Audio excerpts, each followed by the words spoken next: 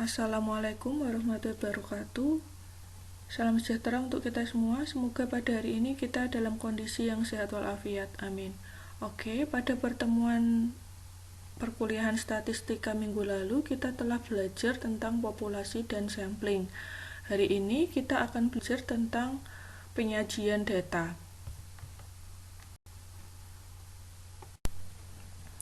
Data yang telah terkumpul baik berasal dari populasi ataupun dari sampel untuk keperluan laporan atau untuk dianalisis biasanya disajikan dalam bentuk yang mudah dibaca dan dipahami oleh pihak lain. Nah, apabila jumlah data yang terkumpul ini hanya sedikit, biasanya tidak dijumpai kesulitan dalam membaca atau memahami data tersebut. Tapi, bila data yang terkumpul ini banyak, maka seringkali timbul kesulitan dalam memahami data tersebut. Oleh sebab itu, diperlukan suatu bentuk penyajian data. Nah, penyajian data ini yang sering dipakai dalam statistika dibedakan menjadi dua. Yang pertama dalam bentuk tabel atau daftar, yang kedua dalam bentuk grafik atau diagram. Nah, dalam bentuk tabel atau daftar dibedakan lagi menjadi 3 jenis. Yang pertama ada tabel baris kolom, yang kedua tabel kontingensi, yang ketiga tabel distribusi frekuensi.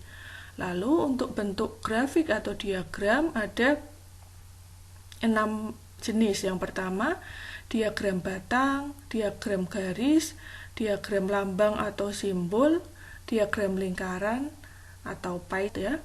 Lalu diagram peta atau kartogram, yang terakhir ada diagram pencar atau titik.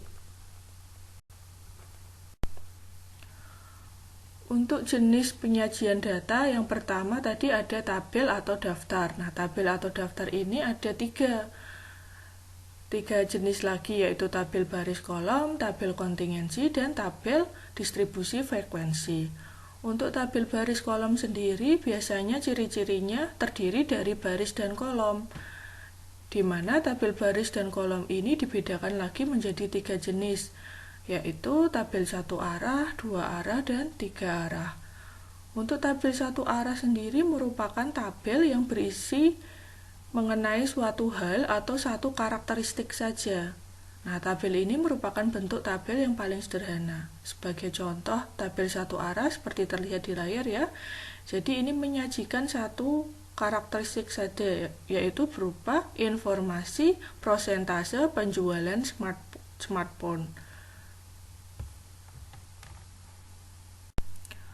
Jenis tabel baris kolom yang kedua ada tabel 2 arah, yaitu tabel yang berisi mengenai hubungan dua hal atau dua karakteristik yang berbeda.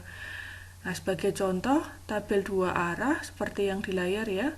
Jadi dia ada dua informasi atau dua karakteristik yang berbeda. Yang pertama, jumlah penjualan. Yang kedua, prosentase market share. Nah, ini sebagai contoh tabel 2 arah. Jenis yang ketiga dari tabel baris kolom adalah tabel 3 arah, yaitu tabel yang berisi mengenai hubungan 3 hal atau 3 karakteristik yang berbeda. Sebagai contoh tabel 3 arah seperti terlihat di layar ya. Di sini ada 3 informasi atau 3 karakteristik yang berbeda. Yang pertama wilayah, yang kedua jenis kelamin atau gender laki-laki perempuan, yang ketiga kebangsaan WNI atau WNA. Nah, ini dinamakan tabel 3 arah karena dia memiliki 3 karakteristik yang berbeda. Jenis tabel atau daftar yang kedua bentuknya tabel kontingensi. Nah, tabel kontingensi ini digunakan untuk data yang terdiri dari dua klasifikasi atau dua variabel. Nah, biasanya tabel kontingensi ini memiliki ukuran B dikali K, dengan B adalah baris dan K adalah kolom, yang dibentuk dari jumlah bagian klasifikasi B dan jumlah bagian klasifikasi K. Contohnya bagaimana untuk tabel kontingensi? Nah, seperti terlihat di layar, ini merupakan contoh tabel kontingensi dengan ukuran B-nya itu 2, K-nya, kolomnya ada 3. Nah, di sini dia untuk B-nya merupakan informasi mengenai jenis kelamin. ada laki-laki dan perempuan. Sedangkan kolomnya tingkat pendidikan SD, SMP, SMA. Nah, ini dinamakan tabel kontingensi karena terdiri dari dua klasifikasi atau dua variabel, laki-laki dan perempuan. Jenis penyajian data berupa tabel atau daftar yang terakhir merupakan bentuk tabel distribusi frekuensi. Nah, tabel distribusi frekuensi ini dibuat agar data yang dikumpulkan dalam jumlah yang sangat banyak dapat disajikan dalam bentuk yang jelas dan baik. Dengan kata lain, tabel distribusi frekuensi dibuat untuk menyederhanakan bentuk dan jumlah data, sehingga ketika disajikan kepada para pembaca dapat dengan mudah dipahami atau dinilai. Nah, contoh dari tabel distribusi frekuensi seperti terlihat di layar. Nah, di sini pasti kalau dinamakan tabel distribusi frekuensi ada informasi mengenai frekuensinya atau jumlahnya. Nah, kalian pasti sudah sering membuat ya waktu duduk di bangku SMA, tabel distribusi frekuensi ini. Jenis penyajian data dalam statistika ada dua. Tadi yang pertama tabel atau daftar, yang kedua berupa grafik atau diagram. Nah, selain dapat disajikan dalam bentuk tabel, data juga dapat disajikan dalam bentuk diagram. Diagram adalah gambar yang menyajikan data secara visual yang biasanya berasal dari tabel yang telah dibuat sebelumnya. Diagram masih memiliki kelemahan, yaitu tidak dapat memberikan gambaran data secara mendetail. Nah, penyajian data dalam bentuk diagram atau grafik biasanya lebih menarik karena data disajikan dalam bentuk visual. Nah, itu ya, jadi kalau berbentuk grafik atau diagram bisa kita simpulkan melihat sekilas gitu. Tapi kalau dalam bentuk tabel atau daftar kita harus perlu waktu untuk memahaminya. Nah, itulah kelebihan dari grafik atau diagram. Tapi kelemahannya kalau grafik atau diagram itu tadi, dia tidak bisa memberikan gambaran data secara mendetail. Nah, ini berbeda ketika kita menyajikan dalam tabel. Nah, dalam tabel kita bisa memberikan informasi yang lebih detail. Jenis yang pertama dari penyajian data berbentuk grafik atau diagram adalah diagram batang. Nah, diagram batang merupakan cara penyajian data dalam bentuk persegi panjang tegak atau persegi panjang mendatar. Nah, pada umumnya diagram batang digunakan untuk menggambarkan suatu bentuk perkembangan data dari suatu objek tertentu. Misalnya dari tahun 2001 sampai tahun 2010. Nah, itu biasanya digunakan bentuk diagram batang karena untuk menunjukkan suatu perkembangan data. Nah, diagram batang ini ada yang dinamakan diagram batang tegak ketika dia berupa persegi panjang tegak atau diagram batang mendatar karena dia berbentuk persegi panjang mendatar. Jenis yang kedua dari bentuk grafik atau diagram adalah diagram garis. Nah, diagram garis merupakan penyajian data dalam bentuk garis yang menggambarkan perkembangan dan perubahan suatu keadaan. Nah, sama ya fungsinya seperti diagram batang, jadi dia menggambarkan perkembangan dan perubahan suatu data. Nah, biasanya diagram garis digunakan untuk menyajikan data berdasarkan pengamatan dari waktu ke waktu secara berurutan. Nah, sumbu horizontal atau sumbu yang mendatar ini menunjukkan waktu pengamatan. Sedangkan untuk sumbu vertikal atau tegak nilai data pengamatan untuk suatu waktu tertentu. Nah, contohnya seperti ada yang di layar ya.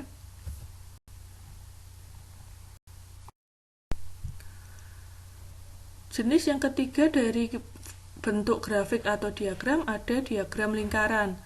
Nah, diagram lingkaran adalah gambaran grafik informasi kuantitatif yang menggunakan lingkaran, di mana dapat menunjukkan kontribusi dari masing-masing informasi yang disajikan. Nah, cara membuat diagram lingkaran yaitu dengan menggambarkan sebuah lingkaran lalu dibagi-bagi menjadi beberapa sektor. Nah, tiap sektor ini melukiskan kategori data yang terlebih dahulu diubah dalam bentuk derajat.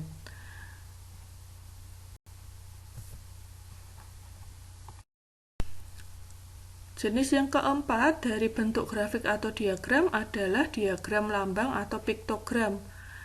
Nah, diagram lambang atau piktogram ini biasanya untuk mendapatkan gambaran secara kasar dan sebagai alat visual bagi orang awam. Nah, diagram lambang menggunakan simbol yang cukup menarik. Nah, setiap satuan jumlah tertentu dibuat simbol yang sesuai dengan macam datanya. Misal, contohnya seperti terlihat di layar ya. Jadi, untuk data kendaraan dibuat gambar mobil. Nah, satu gambar mobil ini mewakili 100 kendaraan. Nah, kesulitannya apa ketika kita menggunakan bentuk diagram lambang atau piktogram? Kesulitan yang dihadapi adalah ketika menggambarkan bagian simbol untuk satuan yang tidak penuh. Misalnya jumlahnya tidak penuh 100 tapi 75. Nah, ini kan asumsinya sangat susah ya. Kadang apa yang dimaksud digambar itu maksudnya 75 jumlahnya, tapi kita melihatnya itu seperti jumlah kendaraan 50 karena terlihat separuh ya, gitu. Nah, itulah kelemahan dari diagram lambang atau piktogram. Ketika bagian yang digambarkan itu satuannya tidak penuh.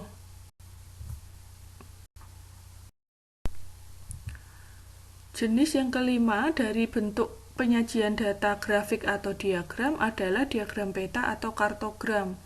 Dalam pembuatan diagram peta atau kartogram digunakan peta geografis tempat data terjadi. Nah, data diagram ini melukiskan keadaan dihubungkan dengan tempat kejadiannya. Sebagai contoh, seperti terlihat di layar, ini merupakan gambar peta geografis suatu daerah dan menyatakan informasi mengenai daerah-daerah yang rawan bencana ambles atau longsor. Kotak berbentuk kotak oranye itu merupakan simbol untuk menyatakan daerah-daerah mana yang berpotensi terjadi bencana longsor. Nah, ini yang dinamakan diagram peta atau kartogram. Cirinya mudah ya, jadi dia berbentuk peta geografis. Jenis yang terakhir dari bentuk grafik atau diagram adalah diagram pencar atau diagram titik. Nah, diagram pencar biasanya digunakan pada kumpulan data yang terdiri atas dua variabel. Adapun gambarnya dibuat dalam sistem sumbu koordinat dan gambarnya berupa kumpulan titik-titik yang terpencar. Sebagai contoh seperti terlihat di layar bahwa dia ada dua sumbu X dan sumbu Y. Nah, sumbu X untuk mewakili variabel 1, sumbu Y untuk mewakili variabel 2. Dan di dalam sumbu X dan Y ini terdapat kumpulan titik-titik yang terpencar. Ini merupakan ciri dari diagram pencar atau diagram titik. Nah, ini merupakan bentuk-bentuk penyajian data ya. Yang tadi di awal ada yang namanya tabel atau daftar, terdiri dari 3 macam ya. Ada tabel baris kolom, tabel kontingensi, dan tabel distribusi frekuensi. Sedangkan untuk grafik atau diagram ada 6 jenis diagram tadi. Nah, kita menentukan mana yang akan kita gunakan untuk menyajikan suatu data sehingga mudah dipahami oleh pihak-pihak lain yang berkepentingan. Nah, sekian presentasi materi dari saya tentang penyajian data. Terima kasih atas perhatiannya. Wassalamualaikum warahmatullahi wabarakatuh.